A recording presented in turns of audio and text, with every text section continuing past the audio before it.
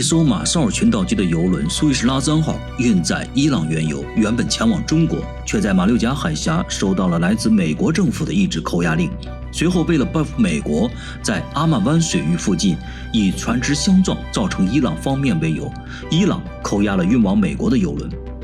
这一次的油轮相互扣押事件不仅意味着美国以海盗行径掠夺了相关国家的石油资产，也意味着中国的海上能源供应受到了威胁，更意味着美国在试图摒弃国际法的约束，肆意妄为的对他国运输船只进行扣押的行径开始受到回应和挑战。拜登政府上台后，原本希望通过伊朗核协议牵制住伊朗，不要倒向中国或俄罗斯。但是伊朗不但与中国签订了25年合作协议，又与俄罗斯签订了长期合作协议，在地缘政治上形成了美国前国家安全事务助理布鲁金斯基所预见的中俄伊三国合作，而这将威胁美国欧亚大陆霸权。紧接着在中国的斡旋下达成了与沙特之间的和解，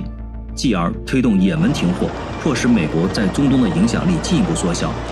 美国政府在国内面临着能源集团、军火集团这些利益集团的指责，你已经失去了中东。为了给国内一个交代，美国政府另外一方面也想证明，在国际事务中，即使是中俄伊三国之间产生了合作，但效用没有想象中那么大。所以这次扣押油轮事件，美国本想一箭双雕。美国海军战略之父马汉曾提出，成功的海军战略不仅要求拥有强大的海军，更要有庞大的海上贸易作为支撑。美国从82年就开始提出，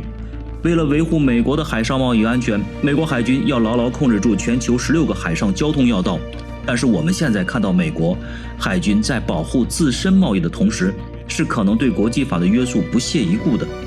换而言之，就是他国的利益将会受到不法侵害，这样的行径值得警惕。海洋运输和陆路运输相比，低消耗、少跨境、手续简便、大宗商品贸易海洋运输是首选。去年中国大豆进口9100多万吨，占全年消费量的85%；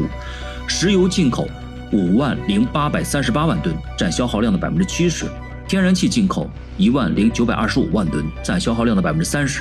这些超量关键资源的进口很大一部分是海运，而50%以上的运输是要经过马六甲海峡。今天美国能以制裁伊朗的名义扣押运输给中国的石油的油轮，明天就有可能以别的名义拦下去中国的运粮船。咱们国家已经提出以国内大循环为主，国际国内双循环发展格局。但是一个国家，一个拥有14亿人的发展中国家，不可能仅靠消耗自己的有限资源去融入到全球的发展趋势中。美国是能源大国，但是自身的能源全部留作战略储备，大量进口石油天然气供应消费。所以我们也要充分利用国际资源，确保这些资源能够安全顺利地运输到中国，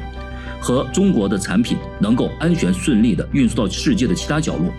这样中国崛起的步伐才能不受安全上的限制。中国崛起意味着我们不仅要在经济上有全球影响力，而军事上也不能落后。只有军事上足够强大，面对类似这样的制裁，才有足够和及时的反制手段。这样在一些人对中国实施不法侵害的时候，他们自己就会掂量掂量后果是什么。